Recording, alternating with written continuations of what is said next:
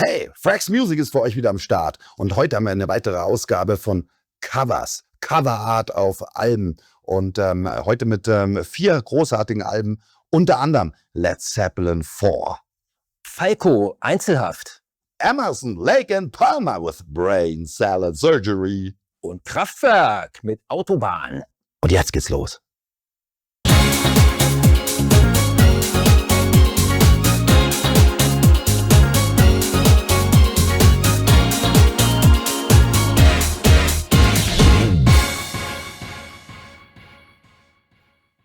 Seid willkommen bei Frax Music. Wir haben heute wieder einmal Cover, also die Coverart, das Plattencover, wie man früher immer fein gesagt hat. Genau, das ist unser Thema wieder und wir haben da eine ganz hervorragende Auswahl getroffen für heute und wir starten mal mit Led Zeppelin. Und zwar mit Led Zeppelin mit der 4. Also sprich ein sagenumwobenes Album. Oh ja, da hast du gleich hier eins meiner Lieblingsalben reingeschmissen, ganz großes. Eine Platte, die ich schon seit Jahrzehnten zu Hause habe, auch Original-Vinyl natürlich. Und das ist Led Zeppelin. Das Erste, was auffällt, oder Axel? Hier steht gar nicht drauf, wer es ist. Das finde ich auch cool, weil gibt's durchaus öfter Platten, aber Led Zeppelin war eine der ersten. Vielleicht das allererste ist das Beatles White Album. Da steht, glaube ich, kannst du es auch nur fühlen oder steht das da sogar drauf? Bin jetzt gar nicht mal sicher. Das auf jeden Fall war damals etwas, was die Plattenfirma eigentlich gar nicht gut findet. Hey, da steht kein Name, da steht da nichts drauf, das kaufen auch die Leute nicht.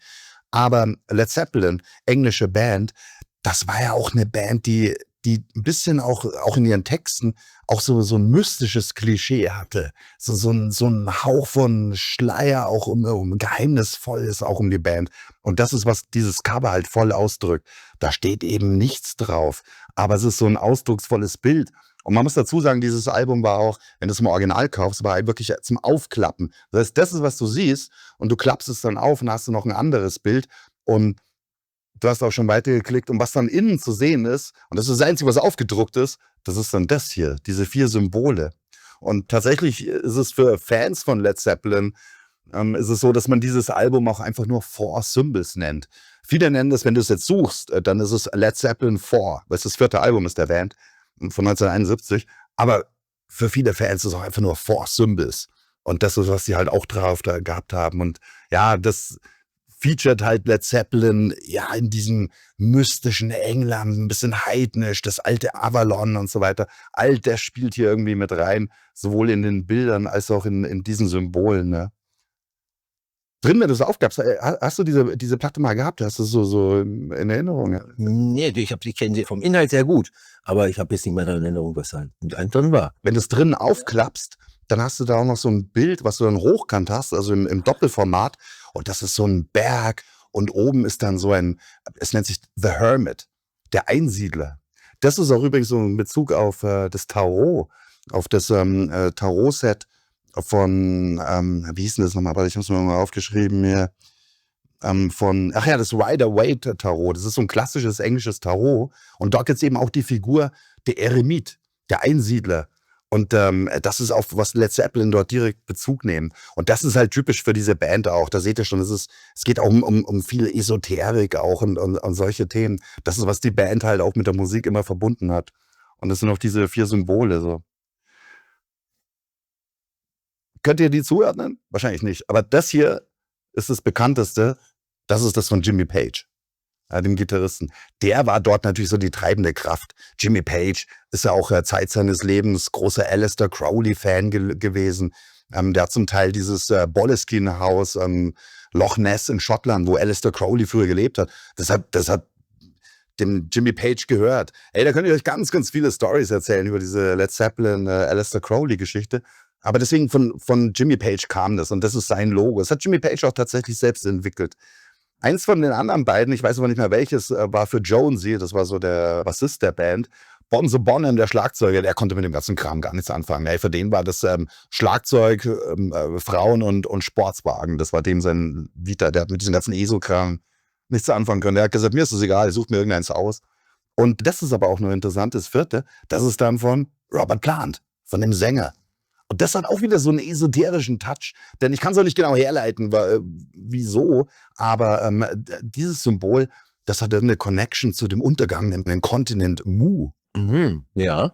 Und da hat dann sozusagen Robert Plant gesagt, das ist so seine Soul Connection, wo er dann so die Inspiration draus zieht. Ja, was soll ich sagen, legendäres Album. Musikalisch wahrscheinlich auch, es gilt als das beste Album von Led Zeppelin. Da sind dann eben so die Sachen drauf wie Stairway to Heaven, was wahrscheinlich ihr Signature-Song. Ja. Und ja, da gibt's keine schlechten Songs drauf. Das ist eines der größten Alben der Rockmusik. Und ja, das hat halt dieses Thema Esoterik, Mystik in der Musik drin. Ne? Ja. Also ich möchte grundsätzlich mal anfügen, wir können uns eigentlich heute, wer heute jetzt sozusagen der Musik sich zuschaltet, kann ganz schwer einordnen, welchen Stellenwert so ein Cover überhaupt hat. Das war Cover Art, sagte man. Also das ging häufig auch um das Künstlerische oder eben halt auch nur um die Band selber das zu featuren. Hier ist so ein typischer, für mich auch ein sehr künstlerischer Beitrag dazu, weil das ist schon bedeutungsvoll, auch das Ganze als Bild zu formulieren und auch da diese schwere Bürde zu tragen. Also für mich ist das so, das heißt, hat schon Symbolhaftigkeit, also aus der Perspektive heraus. Und das ist ja kein Einzelfall. Wir reden ja jetzt ja von vielen Covern, die aus der Zeit waren, die wirklich massiv, ja, halt auch künstlerische Aspekte haben. Es kamen auch plötzlich Namen auf, ja, von denen wir auch noch welche uns vorgenommen haben, wie Hellenwein oder Giga. Da haben wir Künstler, die sich darauf spezialisiert haben, diese Alben zu machen. Also auch an der Stelle muss man wirklich sagen, das hat also einen bestimmten Wert und die Bands hatten diese Ausdrucksform noch genutzt, ja. Also ich will es mal so sagen, bei der CD ist es äußerst geringer ausgefallen. Die hatte dann den Vorteil, dass man da ganze Booklets hatte und Vielfältigkeit hatte. Die war beim Album schwierig. Ich erinnere sich, manche konnten Flyer rausziehen, wo noch irgendwas drauf stand. Häufig auch hier, wir gehen auf Tour oder sonst irgendwas. Oder auch irgendwelche Songtexte oder sowas. Ja, hat man auch gerne mal reingemacht ins Inner Sleeve, also in die innere Hülle. Und es gab ja auch sogar Aufstehbilder. Also wenn du sie aufgeklappt hattest, dann ist so eine ganze Stadt aufgestanden oder sowas. Das war auch krass, ja. Also die waren schon sehr kreativ mit diesen Plattencovern. Und sie hatten schon ein großes Format. Und nur DJ wollte man nicht sein. Weil wenn du die ganzen Kram schleppen musstest, ich weiß doch, die haben ganz schön geflucht. Das stimmt, aber es hat gleichzeitig, und das kann ich als langjähriger DJ auch sagen, man zieht da eine Inspiration draus, weißt du? Ich habe ja auch irgendwann als DJ, habe ich dann mein Set auch irgendwann mal digitalisiert und auch nur mit Rechner aufgelegt. So viel einfacher, ja. Aber ich habe es dann wieder sein lassen. Ich bin dann wieder zurück, nicht zu Vinyl, sondern zu CDs. Ja, klar. Weil da kann ich dann doch ein paar hundert tragen. Aber ganz ehrlich, das gibt mir ein anderes haptisches Gefühl. Und es gibt mir auch eine Inspiration. Wenn ich irgendwann in einer langen Nacht nicht mehr weiter weiß und dann wühle ich ein bisschen rum, dann sehe ich so ein Cover und dann, das kickt mich einfach, ja. Ist richtig, genau. Und tatsächlich auch bei dem hier, noch so eine Story. Ich hatte in jungen Jahren, also hatte ich jahrelang in meiner Küche so ein riesengroßes, in Überdimension, so ein Poster hängen von diesem Album. Und das Poster war eben genau dieses Bild von dem Hermit, also von dem Einsiedler, der so oben auf dem Berg steht mit seiner Laterne. Und dann war aber da noch so der Text, die letzte Strophe von Stairway to Heaven. And as we wind on down the road, our shadows taller than our souls, etc., etc. Das ist immer noch reingebrannt in mir. Und das hatte ich jahrelang in meiner Küche hängen. Das ist einfach extrem cool und inspirierend. Leute, die es nicht kannten, die waren aber auch dann gleich angehuckt. Was ist denn das hier so? Leute, das ist Led Zeppelin. Ich kannte Leute, die Led Zeppelin nicht kannten. Aber ich meine, ich rede hier von den 80ern und 90ern. Und da war das, für die meisten Leute war das unbekannt. Und genau. Ich habe es schon immer geliebt, Die haben sich mit was anderem haben die sich befasst, nämlich zum Beispiel mit der Neuen Deutschen Welle und einem ganz wichtigen Künstler, nämlich Falco. Neue Deutsche Welle, wir schmeißen gleich einen Österreicher rein. Geht das gut? Das schaffen wir. Deutsch als Sprache. Genau. Der Kommissar hat ja den ersten großen Erfolg mit gehabt, der übrigens auch nicht nur in Deutschland lief, der lief doch in vielen anderen Ländern auch noch. Aber ja, großartiges Album, das erste Album von Falco. Ich habe diese Platte genauso. Ich habe die damals in den 80ern schon gehabt und auf jeder Schülerparty habe ich diesen Kram aufgelegt. Falco, einfach Wahnsinn. Ja. Das hat so reingehauen. Ich kann mich wirklich tatsächlich buchstäblich noch erinnern. Das ist Anfang 80er rausgekommen. Da war ich noch ein Kind, noch nicht mal ein Jugendlicher. Aber ich kann mich da so erinnern, wie wir das erste Mal gehört haben. Ich komme ja aus Bayern und dann hat man so, als Bayer, wenn dann Österreich ist, das ist dann fast wie einer von uns, das ist nicht weit weg. Das war so unglaublich, sozusagen Popmusik zu hören in österreichischer Mundart. Das war unfassbar. Also wir haben das so abgefeiert. Ich glaube, in Süddeutschland ist sowas wie Falco. Und da gibt es auch eine ganze Reihe weiterer Österreicher, die in den 80ern ganz, ganz erfolgreich waren. Das lief in Bayern auf allen Partys, weil das war so Es war so cool, Musik zu hören in unserer Sprache, in unserer Zunge. Du weißt, wir müssen da natürlich dazu sagen, für Falco war das der Beginn seiner Karriere, die natürlich nicht nur den Kommissar hatte, sondern einen viel größeren Hit für ihn, zumindest weltweit, war Rock Me Amadeus. Das war gut, das war jetzt nicht mehr auf dem Album, sonst hätte es ja da drauf gestanden, ne? Also, sondern das kam natürlich Jahre später, aber ist doch ganz wichtig zu erwähnen, also für ihn war das doch ein ganz großer Erfolg. Auf jeden Fall, der hat auch künstlerisch wirklich was Neues gebracht. Hat er. Das ist immer so, immer wenn es um Falco geht, schmeiße ich dieselbe Trivial Pursuit-Frage raus. Und die Antwort ist diesmal einfach, weil wir reden ja über Falco. Wer war der erste weiße Sänger, der gerappt hat? Antwort Falco natürlich, ja, selbstverständlich. Hey, danke, ihr habt 100 Punkte. Und ich meine, allein das, heute ist es banal. Aber damals, das war ein Riesenschritt. Der war als Erster, der hat das antizipiert, der hat das gehört, was so ganz neu war. Den Begriff Hip-Hop gab es noch gar nicht. Damals war das Rap-Musik, was so aus den schwarzen Stadtteilen in New York kam. Und Falco, der auch so ähnlich wie sein Riesenvorbild David Bowie, hatte Falco halt so ein Gespür für neue Trends und dann diese Trends zusammenwickeln, ne? Zusammenfügen. Das ist, was ihn so erfolgreich gemacht hat. Und so war er tatsächlich der erste Weiße, tatsächlich in Amerika hat es noch keiner gemacht, der mit Rap arbeitet. Und dann in diesem unglaublich coolen Sprachmix Englisch, Deutsch, Wienerisch. Alle 3 Sprachen irgendwie in einen Satz drin. Hauptsache es reimt sich und es rappt und es groovt. Ey, eine unsterbliche Melange hat er dort gefangen, ne? Wir müssen noch weiterdenken. Was kam sonst noch? Genie? Aber heftig. Das war dann schon so das Ende seiner Karriere. Ja. Moment, Out of the Dark haben wir noch am Schluss, ja, das war posthum, ja, aber immerhin, Genie, und das war auch nicht so ohne, das war, ich meine, es wäre bei einigen Kanälen auf dem Index sogar gewesen. Ja, das ist äußerst problematisch, also das ist, er singt, dieser Genie-Song, das ist ja wie, er singt aus der Sicht des Täters. Oh, das ist natürlich schon doch was Problematisches. Und Einzelhaft hat er dafür gekriegt. Hier sind ja auch schon so krasse Songs drauf. Auf der Flucht, wenn ich mich recht erinnere, ist auf dem Debütalbum, wo es auch so, ja, doch so politische Geschichten auch geht. Dann ist da drauf Nie mehr Schule. Ja, als Schulrebell bin ich da immer auch am Start. Ja. Was haben wir noch? Hier Maschine brennt, auch einer meiner Favorite Tracks auf dem Album. 2, 3, 4, die erste Klasse sitzt bereits and everybody's on a comfort seat. Ich liebe es. Das sind Lyrics. Das ist für mich Poesie. Das ist Kunst. Ja, Falco, ey, absolut. Ja. Popmusik, aber geil, der hatte Flair, der hatte Kunst, der war ein Typ, der hatte Aura, sagt man heute. Ja. Also ich würde jedenfalls sagen, wir gucken wieder nach international und in die Zeit zurück, in der Plattencover noch richtig, richtig wertvoll und wichtig waren. Und deshalb gab es auch einen Schweizer, der jetzt zu Wort kommen muss. Es geht hier um Emerson, Lake and Palmer. Ja, Emerson, Lake and Palmer, Prog-Trio aus England. Aber wir sprechen heute vor allem über die Covers. Und das ist natürlich, du hast es ja vorhin schon so schön gesagt, Covers sind auch Art. Wir reden über Kunst. Das hat am Anfang harmlos angefangen. Weißt du, in den 50ern gab es auch schon Schallplatten, aber stand im Grunde genommen halt nur drauf, was ist das? Vielleicht kam dann irgendwann mal ein Foto dazu von dem Künstler, das war schon.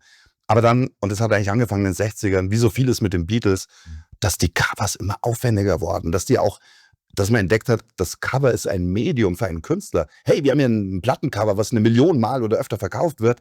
Lass uns diesen Space nutzen. Und so ist es dann auch gewesen, dass dann immer mehr wirkliche Künstler Bock hatten, Albencover zu machen. Und das ist einer der renommiertesten Künstler, die es dort gab.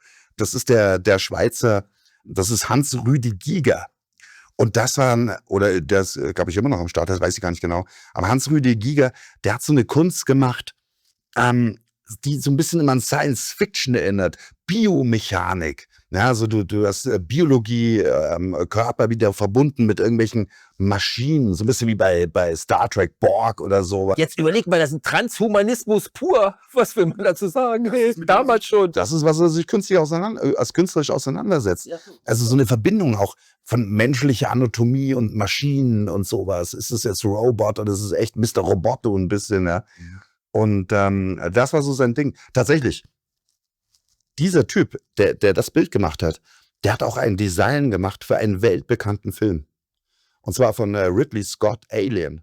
Der allererste Alien, wann ist ja 1979 oder 80. Und es war dieser Giger, derselbe Typ, der das Cover gemacht hat, der das Alien designt hat. Das heißt, der war da wirklich international gefragt, wenn es darum geht, um diese Themen. Da war der Künstler Nummer 1. Ja, und das Faszinierende ist, so hast du die Platte gesehen. Ihr könnt jetzt wahrscheinlich schon ahnen, das zieht sich irgendwie so eine Linie hier bis komplett runter. Das ist, weil er diese ganze Platte als ein Triptychon konzipiert hat. Das ist ein Begriff aus der Kunstgeschichte, habe ich gelernt. Triptychon. Du konntest das Ganze aufklappen.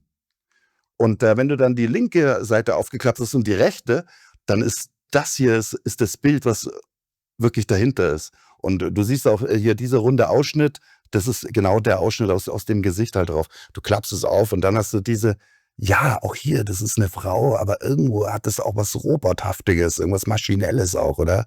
Ich habe das extra so angelegt, dass wir hier sozusagen eine Linie durchziehen können, damit wir das sehen können, dass also hier sozusagen diese Augen, damit wir das besser verstehen können, so wie das gewesen ist, dass deshalb sozusagen von der Höhe her, ne? Dazu muss man auch sagen, der Giger, der hat also dort Originalkunstwerke gemacht, mehrere in dieser Reihe. Es war eine Auftragsarbeit für dieses Album. Der hat es ganz bewusst für dieses Album gemacht. Und auch dann schon das Format auch von der Platte hat er als Vorgabe gehabt. Er hat dann allerdings hier auch Elemente eingebaut, die dann der Plattenfirma zu heiß waren. Man sieht ja hier kann man es nicht ganz erkennen, hier gibt es noch so diesen länglichen Schimmer dort, der auch hier vorne ist.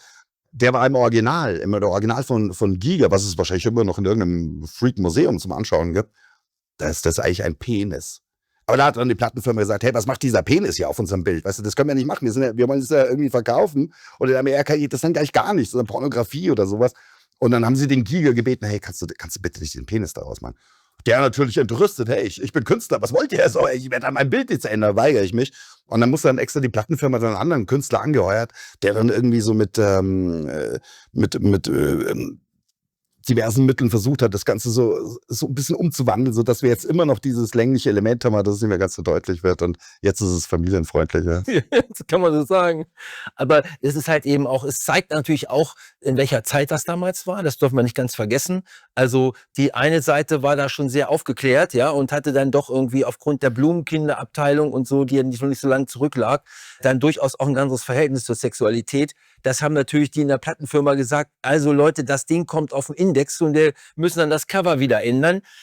Sie haben sie wahrscheinlich zu früh diese Sorgen gemacht. Wenn man ja heute mal sieht, hätten sie sagen können, any promotion is good promotion. Ja? Das heißt, unter der Überschrift sieht das alles ganz anders aus. Daher hätten sie gut getan, das so zu machen, weil hätten sie einen Grund gehabt, zurücknehmen zu müssen, um es durch das andere zu ersetzen. Was natürlich ein enormer Promotion-Plus gewesen wäre. Ja, aber vielleicht hatten sie Sorge, gerade mit Blick auf den amerikanischen Markt. Amerika ist immer noch ein bisschen prüder in solchen Sachen. Und da hatten sie vielleicht Sorge, dass dann dieses Album nicht in den Läden landet. Ich weiß nicht, aber das ist doch ganz oft, oder? Der Konflikt zwischen den Businessmen aus der Plattenindustrie und dem Künstler. Der Künstler sagt, hey, ich mach das so, da gehe ich keinen Kompromiss ein. Und die anderen, die wollen das Ding halt verkaufen, auf den Markt bringen und sagen, hey, können wir nicht den Penis da wegmachen? Das ist doch kein großes Ding, oder? Das wird deswegen das Bild nicht schlecht. Naja, egal. Wir haben noch gar nicht gesagt, wie das Album heißt. Emerson, Lake and Palmer, das ist Brain Salad Surgery. Und ich finde, der Titel passt auch ziemlich gut dazu. Und by the way, der Titel Brain Salad Surgery, das kommt aus einem Song von Dr. John, aber das ist nur am Rande, so ein kleiner Fun-Fact da. Ja, wobei man vielleicht noch dazu sagen muss, können wir dieses Brain Salad und Surgery hier vielleicht irgendwo wiederfinden? Wie siehst du das?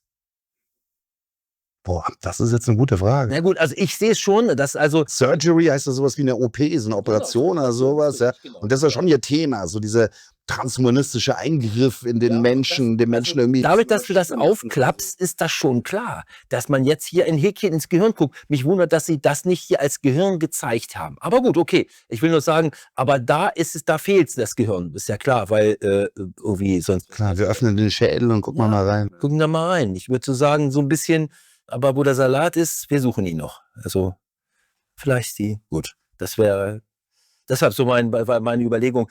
Ja, wir bleiben ein bisschen bei transhumanistischem Augenblick noch mal. Also guck mal, wenn wir auf Kraftwerk denken und Autobahn.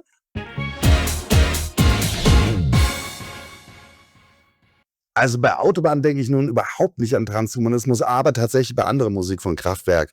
Wenn ich da würde ich dann eher an das Album denken, die Mensch-Maschine. Ja, wo das auch schon rüberkommt so. Ja. Genau. Aber das hier ist Autobahn und ist das nicht ein wunderschönes Cover einfach mal? Ich meine, das ist so ein tolles Bild. Wir als Deutsche, wir sollten da resonieren, denn offensichtlich, das ist Made in Germany. Kraftwerk, Band aus dem Rheinland, aus Düsseldorf.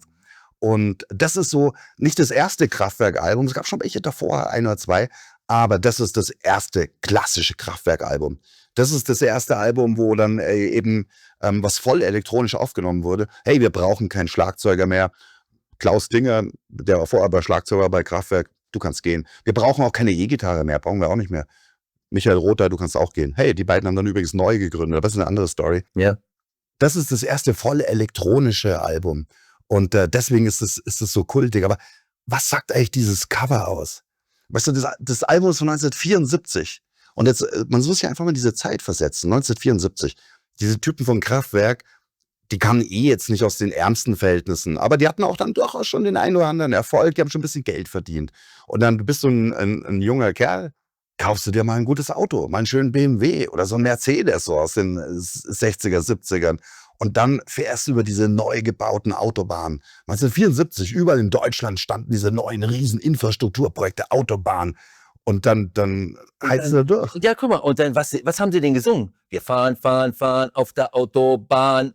Ja, das war der Text. Und deshalb fand ich es sehr, sehr konsequent. Und wir sehen auch, dass es so ist, dass das auf der Autobahn gefahren wird. Ich finde, das haben sie verdammt gut gemacht. Ja, absolut.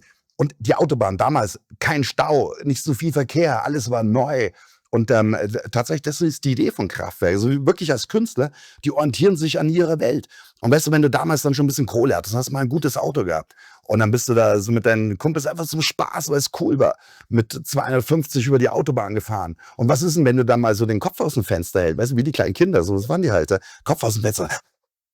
Wenn dann der Gegenwind kommt, wenn du genau das Album kennst, es gibt Passagen, wo dann genau dieser Sound elektronisch ist, wenn du den Kopf aus dem Fenster hältst. Ja? Und dann was haben sie da noch gesungen? Die Fahrbahn ist ein graues Band, weiße Streifen, grüner Rand. Das war schon der Tunnelblick. Weißt du, wenn du mit 250 km/h und dann, ich muss es leider dazu sagen, es waren die wilden 70er, unter Einfluss von gewissen psychoaktiven Substanzen bist, dann wird die Welt zu einem Tunnelblick und die Fahrbahn ist ein graues Band, weiße Streifen, grüner Rand. Das ist großartig. Und das zeigt halt diesen ganzen Optimismus, der damals war, diesen Optimismus in den Fortschritt. Damals gab es diese Sorgen nicht. Wir würden es heute ganz anders sehen, aber damals war die Autobahn, das war was Großartiges. Das war etwas, wo du frei sein konntest. Weißt du, ey, hier, ich heiz jetzt einfach mal hier durch. Alles ist neu, alles ist futuristisch auch und mechanisch. Und das war überhaupt eben diese ganze Idee, die dann auch in der Musik steckt. Diese reine technische Musik, hier noch Hochspannung, Stromleitungen und so weiter. Was ihnen auch gelungen ist, weil wir müssen dazu sagen, sie hätten ja auch ein ganz normales Foto nehmen können. Und ich finde das gut, dass sie genau das nicht machen, sondern du siehst das da reingebaut, noch nicht mal besonders gut. Das finde ich auch, das hat Stil. Also ich glaube, dass es damals, selbst zu der damaligen Zeit, hätte besser gemacht werden können. Ich finde das aber gut, das macht es surreal. Sonst, wenn die wirklich so die Bodenhaftung hätten, was die beiden Autos irgendwie nicht haben, finde ich jedenfalls, da schwebt doch das Auto. Das schwebt irgendwie gar nicht. Ja, aber das ist auch gut, ist okay. Weil das darf's auch, weil dadurch haben die das haben die absichtlich gemacht, sagen wir mal so. Oh ja, auf jeden Fall. Ne? Eins wollte ich dazu noch sagen.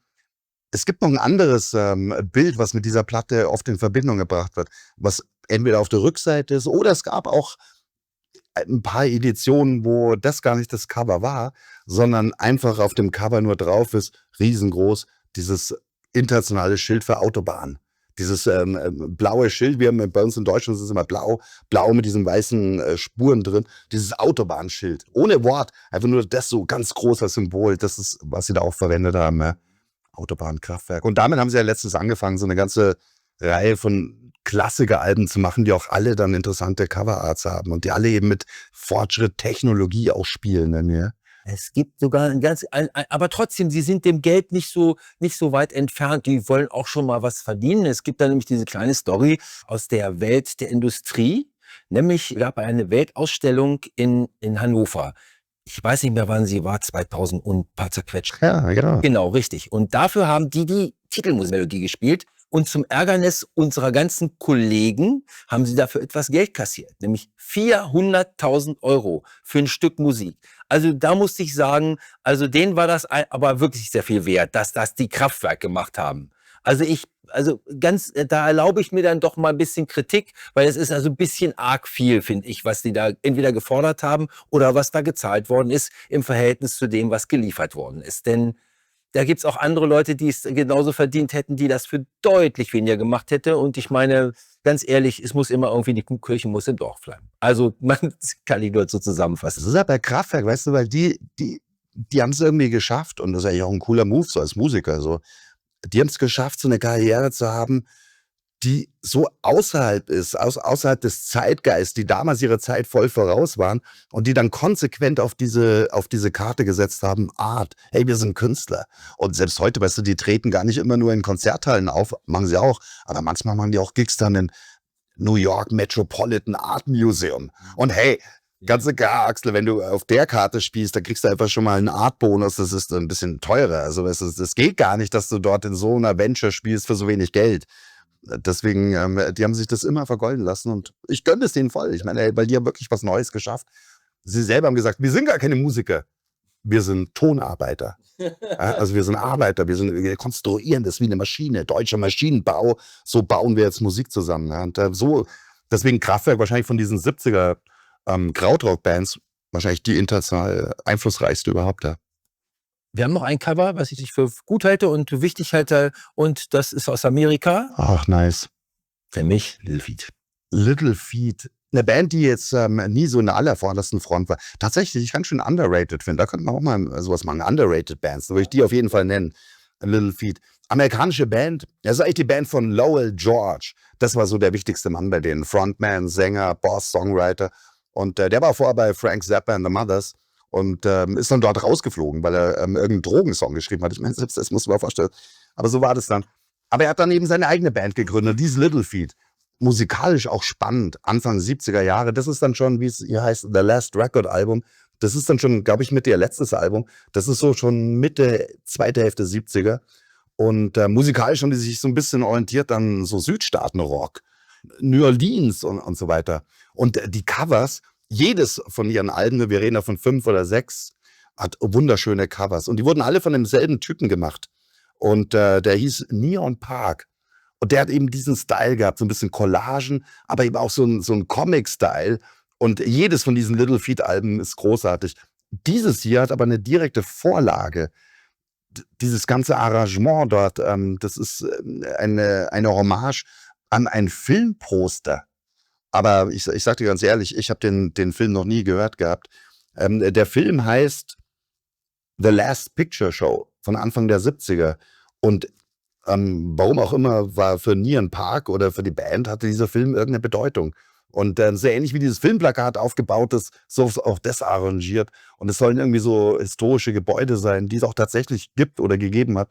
Das hier und auch das an der Seite in Hollywood. Und der Film heißt eben, ja, wie ich schon gesagt habe, The Last Picture Show. Das spiegelt sich auch hier im Titel. Hier ist dann The Last Record Album. Warum ausgerechnet der Film? Weil von dem Film habe ich noch nie gehört, ich habe den nie gesehen, kenne ihn nicht.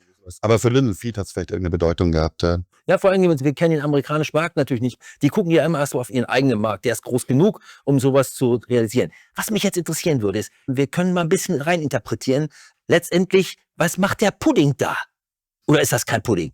Das ist ein Pudding. Ja, was macht der Pudding? Und der hat dann noch mit Sahne oben drauf. Und mit dem typischen Hollywood-Schriftzeichen. Und das heißt, ist das eine Puddingfabrik oder was? Was meinen wir damit? Hollywood als Pudding, ey, keine Ahnung, was wir da reindeuten können. Also in der Tat, das ist wirklich eine gute Frage so. Das ist halt das bei Cover Arts und deswegen macht es auch so Spaß. Genau. Weil du kannst wirklich, wenn du die Musik früher gehört hast, das ist eine LP, eine Langspielplatte, du legst die Platte auf und wie oft hat man dann dieses Cover einfach in der Hand gehalten und wie oft schaut man das dann an und starrt es an. Es gibt Cover, die habe ich wirklich viele Stunden in meinem Leben in der Hand gehalten, weil ich einfach schon als Kind so.